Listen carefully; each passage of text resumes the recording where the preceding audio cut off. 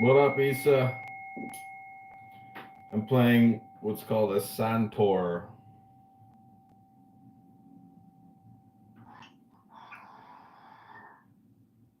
What is that?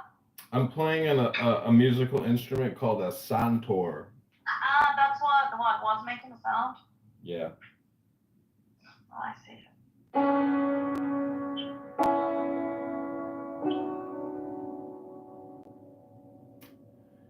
You're not streaming anyone? I'm live streaming this. I'm on YouTube. I'm playing music on No YouTube. hatred today? Oh, you're not my friend. You're my friend. How are you? You think I'm like oh I see what you're saying. No, you're not streaming any rooms. Yeah, I see.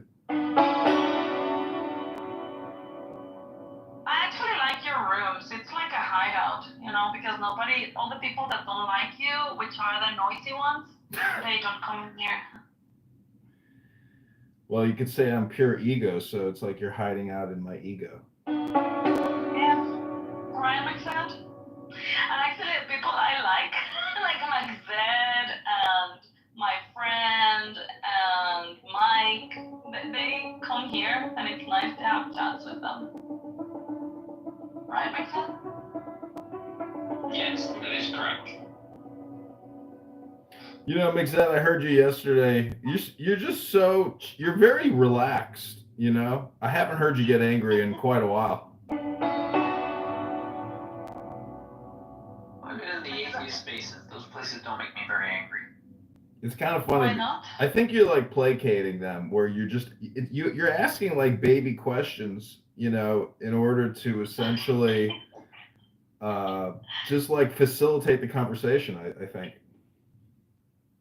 Well, see, like here's the thing. Most people don't think about metaphysics. It often doesn't matter that much. People shouldn't think too much about it. But of the people that like metaphysics, it's a select few that will discuss them, and even a smaller segment that will discuss them with an open mind. Most people that want to discuss like deep philosophical concepts do it within a strict school. There's the Catholic way, the Orthodox way, the Islamic way, the Jewish way. Those are schools.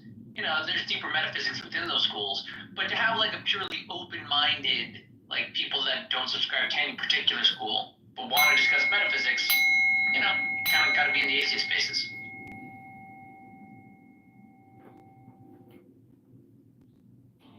Yeah, I mean, I guess my critique is that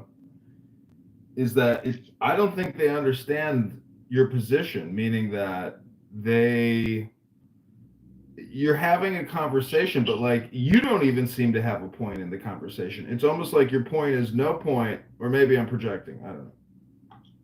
No, there's some truth there. Like, I think a lot of what they're doing is pointless. I'm just more like listening to them. Which, that'd be why you get the sense that I'm placating them. To some degree, like, I do think that, like, all of the theories of philosophies and metaphysics are basically just schools of people. And, like, the atheists just always kind of strike me as a mix between the kindergarten class that refuses to graduate and, like, the smoking nihilists out by the dumpsters.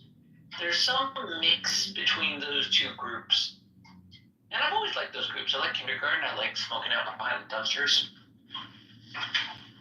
I love it how you put it. I like kindergarten. Good. Yeah. Like, they don't get into the deeper... They don't get into deeper metaphysics because they're not committed to one of the schools. Like, they usually try to develop their own... They either try to stay harsh skepticism, don't take any position, and simply reject all the positions asserted. Then they usually develop, if they're interested, and they develop their own position, and then they're limited because they develop their own position. Chances are they got like one modern philosopher with that position, so they haven't seen... There just isn't much literature or commentary to support their position, or where it might contradict with other things they want to do. You're saying?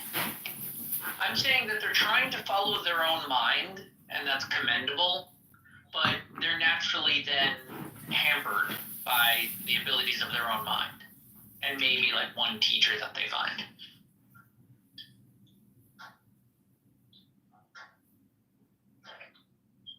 it's a limitation to leave the school. Generational development on consideration of a single topic. I think I get what you were saying, and I'm trying to think that might be what happens to me sometimes. But at the same time, it's like I don't ascribe to any specific idea, and kind of like my mind jumps from one place to the other. Okay, that's like the more primary point, which I wanted to highlight. No one needs to think or discuss any of these issues, like, at all. Most, like 99% of people will live a much better life, not thinking into the deep metaphysics and underpinnings of reality and morality. They would do much better to simply know, a couple of basics, and then how to be good, and they'd be fine. That's really what should be done. However, the mind is capable of conceiving of these metaphysic ideas, these underpinnings, and it's worthwhile to pursue. There's a verse that discusses people that love to study metaphysics. It describes them as like two ways. One, God brings those dear to him close, implying that a focus on the study of metaphysics could result in ill health and an early death. And the other is if you eat too much honey, you get sick. The honey is like the metaphysics, the sweetest, most elegant ideas that are not even bound by the physical world anymore. Honey. But it makes you sick. Meaning it's a sweet, delicious, beautiful thing. But in the end, you are not an angel. You've got a fleshy body. You live on Earth. You gotta do stuff. And like, it's an imbalance of focus on like the spiritual components of man rather than the terrestrial.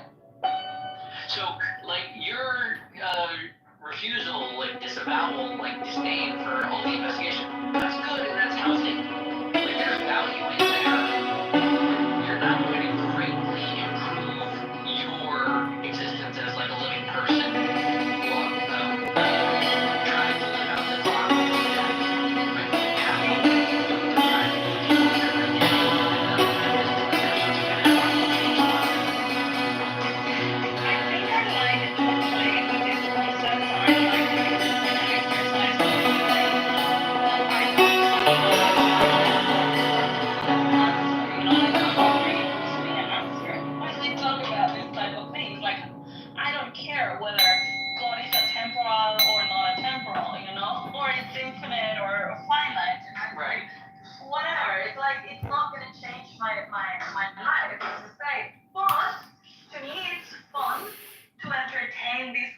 the intellectual experiment, in your brain, like what makes sense.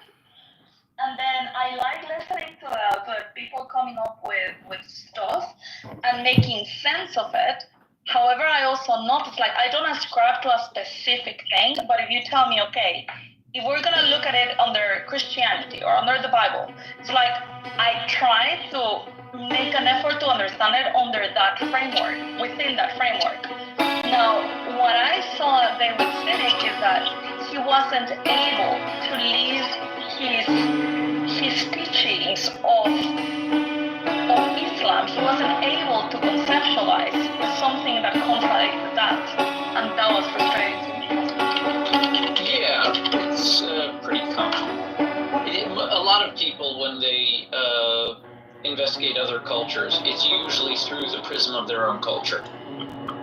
It's not an easy thing to understand, appreciate, and accept a foreign culture on its terms rather than yours. And I think that is one of the errors that we have, in the West, when we try to make sense of Islam, and we're trying to understand it within our own framework of Judaism or Christianity, think that they're the same as us. Right. Well, if you look at that, like a thumb was put on the scale, right?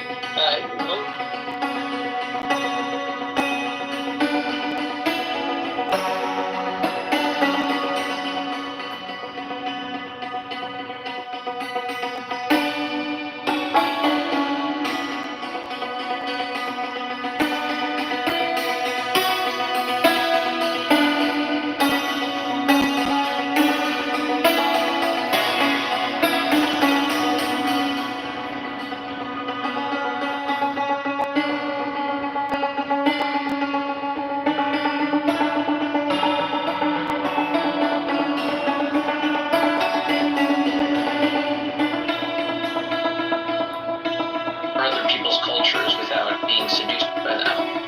Right? I mean, like, my moral ethic is that I'm not able to take on any of these foreign practices. I have my practice. I do what I do.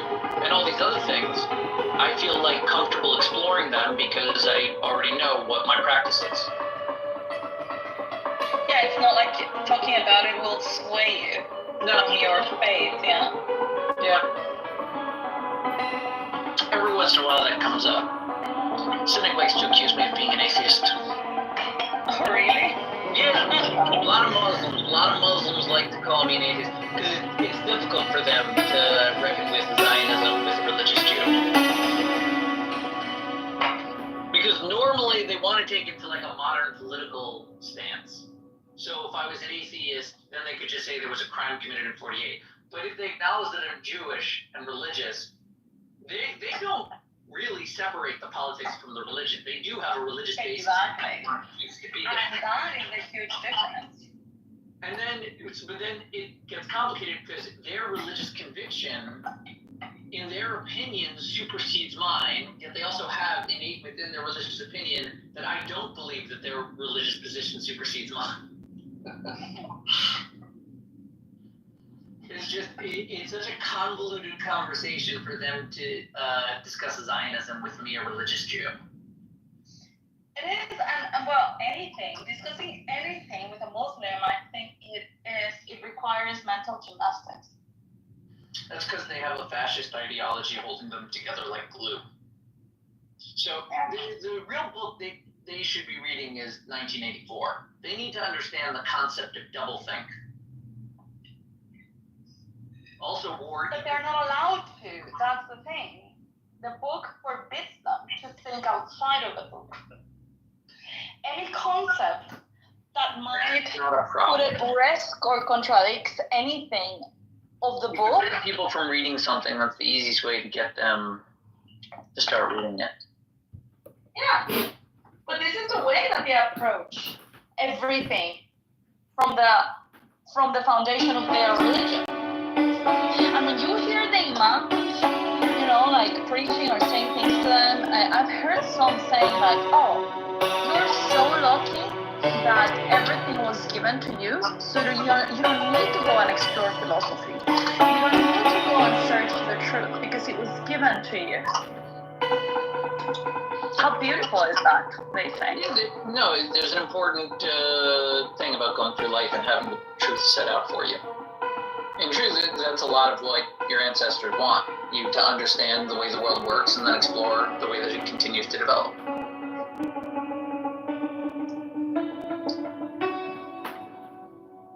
What do you think about, fear and trembling? Meaning that, the more you know, the more you know, the more you don't know, but also the more you know, because the more you don't know, the fear comes in, or the trembling of God, where it's you have to accept personal responsibility, and you say to yourself, "Oh, geez, I can't be a terrible person because now that I know, or now that I know that I don't know." I mean, it's basically like maturation or maturity. I mean, there's just a lot of. It's not that I don't think it's that the more you know, the more you don't know. It's the more you know, the more you realize that your knowledge pales in comparison to what you don't know.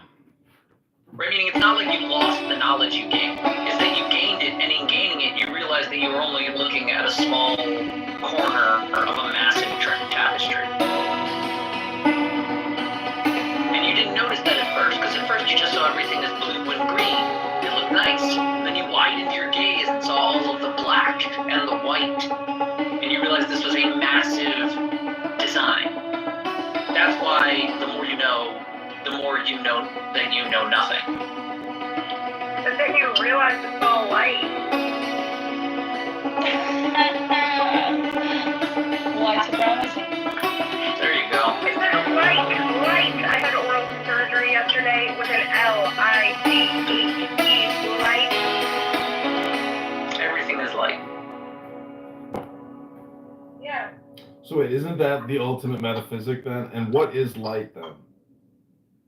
Well, light was created on the first day by a heat or. See, the Bible is real. There you go. Well, I mean, it's more than just that. I mean, light as a science. Some conclusion at the end they always have is like, follow the light, go towards the path of truth, the creative force of the universe. There's one creator of all the things, right? That is the simple basics. You can get past it in kindergarten. It's just unpacking what that means.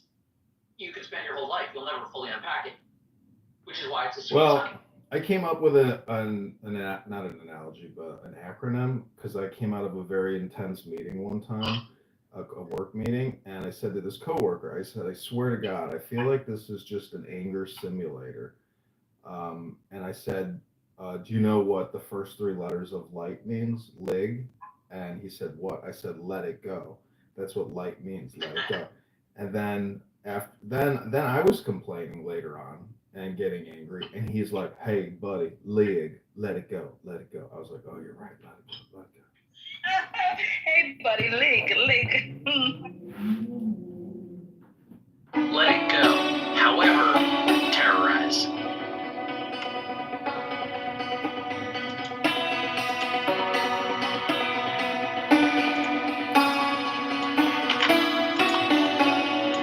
Well, you said God is the creation of everything, with exception of time.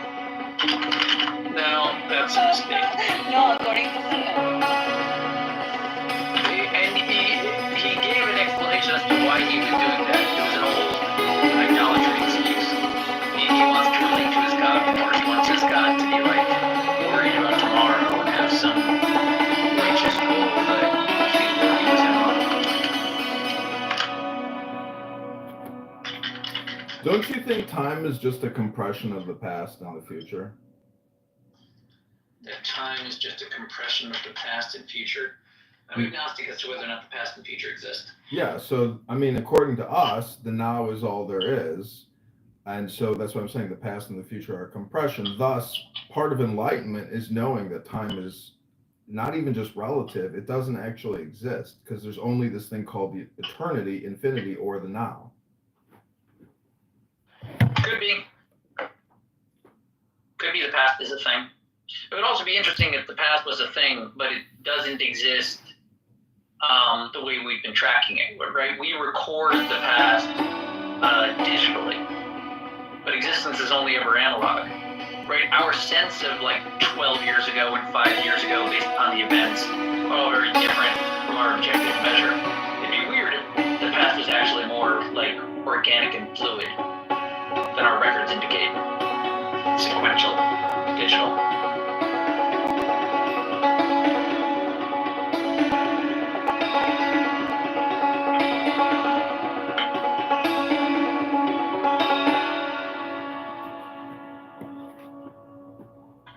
There's this YouTube account that takes historical photos and then does AI video generation from the image, and it's pretty amazing.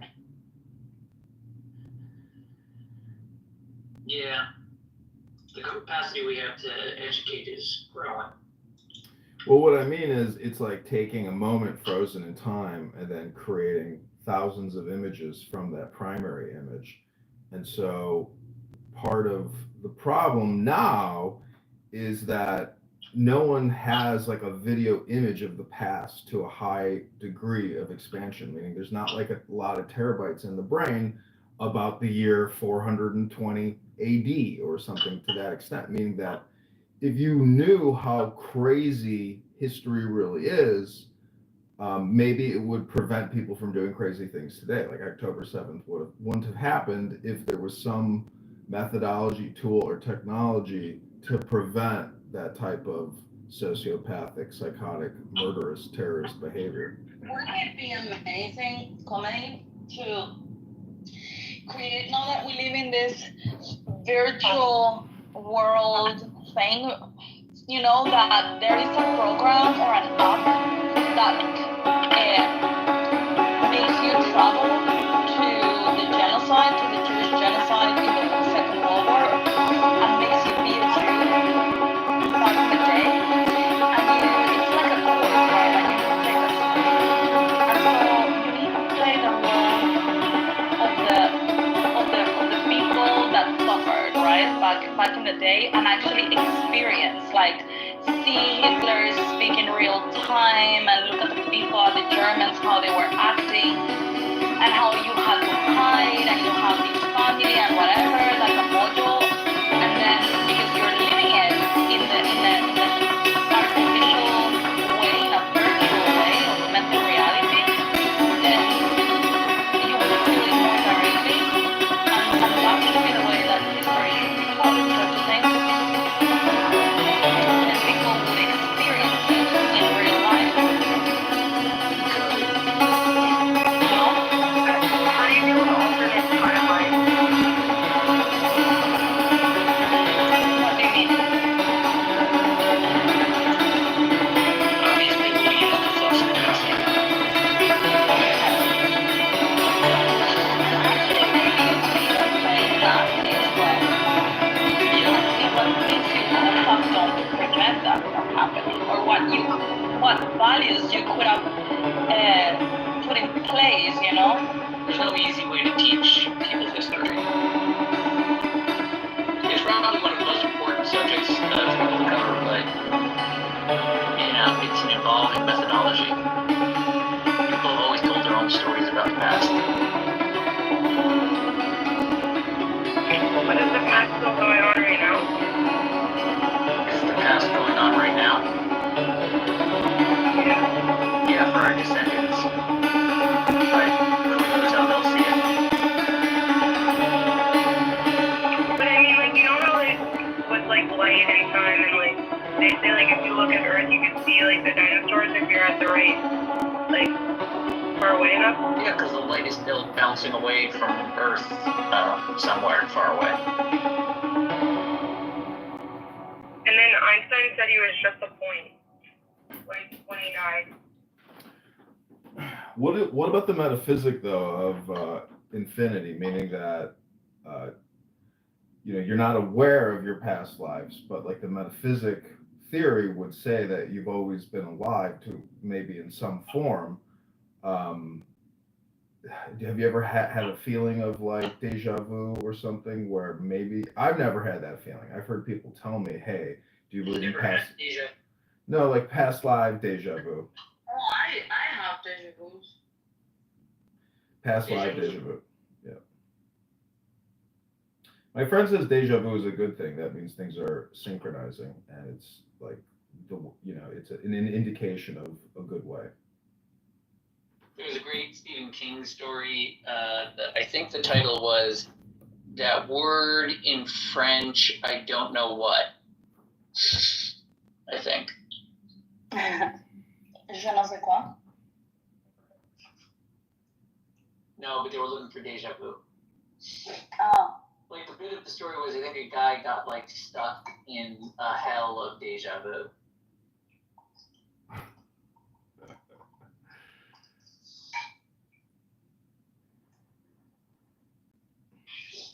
Have you guys ever had like so strong synchronicities that you actually like get scared? As in like you think someone is really trying to communicate with you? Like extremely coincidences. Well, I mean, someone's trying to communicate with you. It was probably best to listen.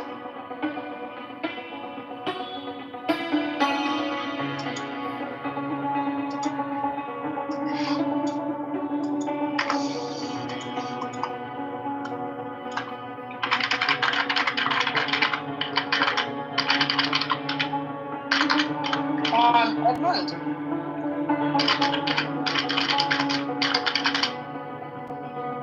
Is Edmund there? That's fine. I don't want to tell you. Available now. Leave her name, number, and a brief message. I'm sure he'll get back to you as soon as possible.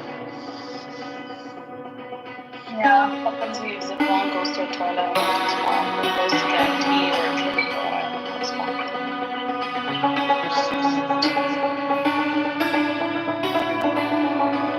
Isa, are you going to be in Switzerland this summer? Yes, are you planning to visit? Not Switzerland, but I do plan to be in Italy, if you're willing to come down.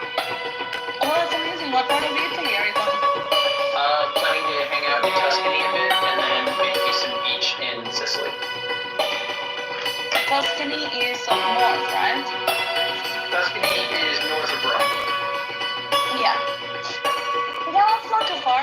When you fly to Italy, do you fly to Milan or do you fly more like to the center of Rome or something? I'm not sure where our flight is going to, whether Milan or Rome. We'll have to travel either way if we're into the interior. But I've been to Italy once before, and that time I flew into Milan. Because if you guys fly into Milan, it would be easy for me to go to Milan. It's just a train ride, like 2 hours. Yeah, we'll probably go to Milan at some point. I also want to take the kids to Venice. Yeah, but that's in the north. Yeah. I mean, So well, I mean, like if you guys spend like a day in Milan or so, you could also make a trip to Switzerland. I mean, not too far into Switzerland, but see some parts of Switzerland, and that could also be very nice for the kids. we might. We're gonna be here for like. We're gonna be there for like a month. Oh wow, that's amazing.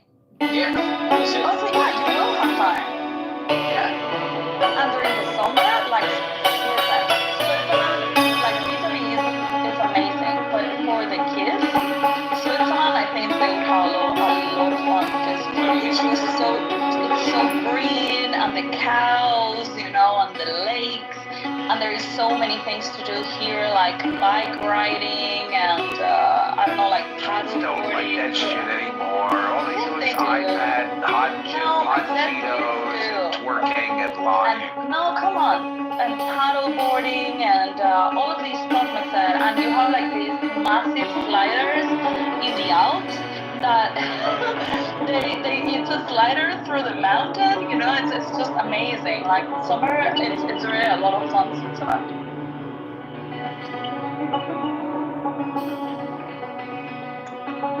So maybe you can make also a visit like a couple of days or so. I can find you stuff to do that it's not too far away from Italy. Some kids stuff, and so you can evaluate. Yeah. With AI, I can quickly pop out an itinerary for a month. True. Oh my god, that's really cool. Abby is also going to be here in Switzerland in June. Oh, it's not June. We're going to be in July, late July. Well, July is going to be very hot in Italy. Yep.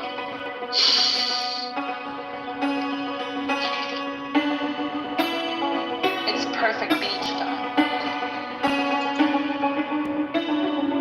That's our goal. Always likes the beaches. Trying to beach out a bit. Does your wife like the beach? She loves the beach. I love that. Well, you should show her the lake beaches. She does like lake beaches, but she doesn't like them as much as the ocean. The ocean, I get that whole mystery, different, really deep. But lakes are usually pretty placid. Not as much fun to swim in. Also, you don't have as good a beach usually. Yeah, it's not sandy, it's more rocky. Yeah, it's like rocky, it's dirty, there's wildlife, there's gotta be like parking because there's a whole bunch of people because it's a lake. Well, it depends on the lake, because if you go here in Switzerland to the glaciers, then it's like fully clean, that's drinkable water. Right. Fresh, clean water. Yeah. That's the water that has recently been defrosted.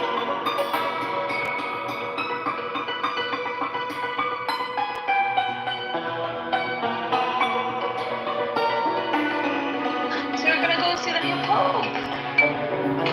Well, whenever they get one. Yeah, well, they should have one by time. Yeah, probably in a couple weeks.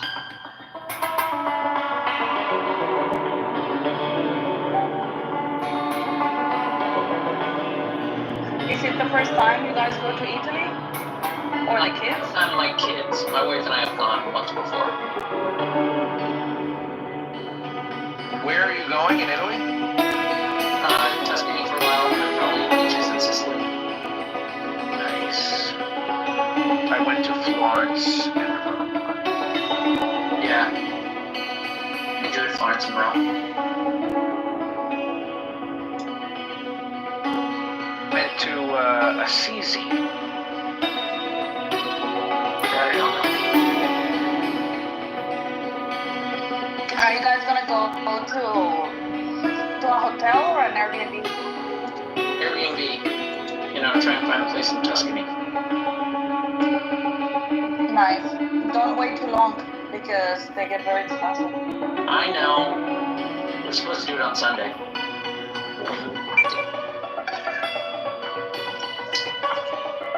Are you hiring a car? I think so, yeah.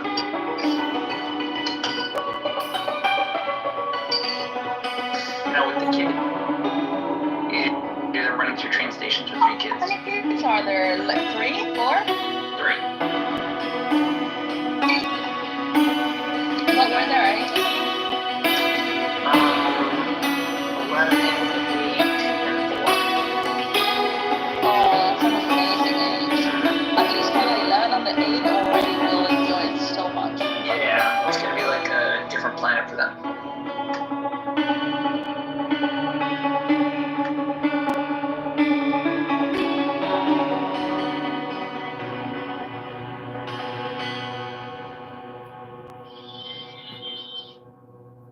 My niece came with my sister when she was 9, so like a year and a half ago, 2 years ago, and she loved it. I mean, like she loved the trip to Europe. For her, it was like, oh my God, look at that, or oh, this feels different, or look at that food. And I took them to Disney in Paris, Mm-hmm. and she was so happy. Like it was such a beautiful time.